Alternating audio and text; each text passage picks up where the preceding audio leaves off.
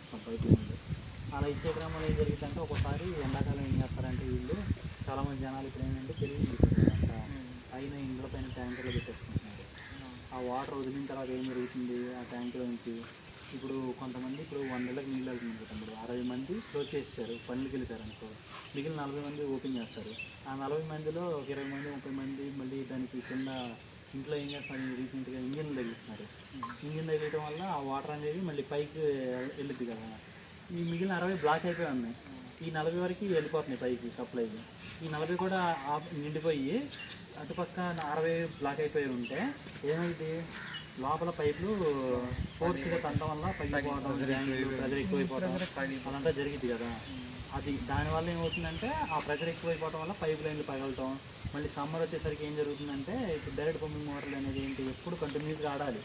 ఆడుతున్నప్పుడు ఏమవుతుందంటే ఆ మోటార్లు అనేది డ్యామేజ్ అవుతుంది, కాలిపోతాయి. ఒకసారి ఒక మోటార్ డ్యామేజ్ అయింది అనుకో, రీసెంట్గా జరిగింది.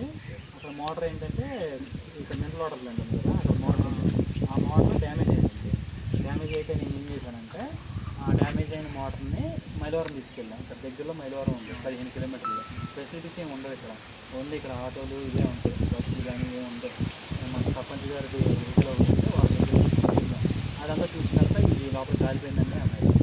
కాలిపోయిన తర్వాత ఏం చేస్తాం, సరే ఇది పనికిరాదని చెప్పేసి అంటే కొత్తగా కొనుక్కున్నారు. దానికి ఏంటంటే కొత్తగా కొనాలంటే మనం వెంటనే కొనేయకూడదు. ఏది కొనాలన్నా కానీ పనిముట్లు పంచాయతీలో మనకి మండలంలో ఏఈ గారు ఉంటారు, ఓకేనా, ఆయన ఇరిగేషన్ ఏఈ గారు ఉంటారు. మనకి మండలంలో వచ్చేసరికి 4 ఏఈలు ఉంటారు, హౌసింగ్ ఏఈ ఉంటారు, ఇరిగేషన్ ఏఈ ఉంటారు, తర్వాత పిఆర్ ఏఈ ఉంటారు, తర్వాత ఆర్డబ్ల్యూఎస్ ఏఈ గారు ఉంటారు, 4 ఏఈలు ఉంటారు. ఆర్ఎన్డబ్ల్యూ ఉంది కదా, ఆర్ఎన్బి రోడ్లు ఉంది కదా, దానికి ఏఈ గారు ఉంటారు. అట్లా ప్రతి ఒక్క డిపార్ట్మెంట్కి ఒక ఏఈ గారు ఉంటారు. మన పంచాయతీలకు వచ్చేసరికి 2 ఏఈలు వర్క్ చేస్తారు. 2 ఎవరంటే పిఆర్ ఏఈ ఒకళ్ళు, తర్వాత ఆర్డబ్ల్యూఎస్ ఏఈ ఒకళ్ళు. పిఆర్ అంటే పంచాయతీరాజ్ డిపార్ట్మెంట్, ఆర్డబ్ల్యూఎస్ అంటే resource and water management AE, AE అంటే అసిస్టెంట్ ఇంజనీర్, మీకు తెలుస్తుంది కదా. అసలు ఆ పోస్ట్ ఎలా వస్తాయి మీకు ఐడియా ఉందా? పిఆర్ ఏఈ కానీ ఆర్డబ్ల్యూఎస్ ఏఈ కానీ.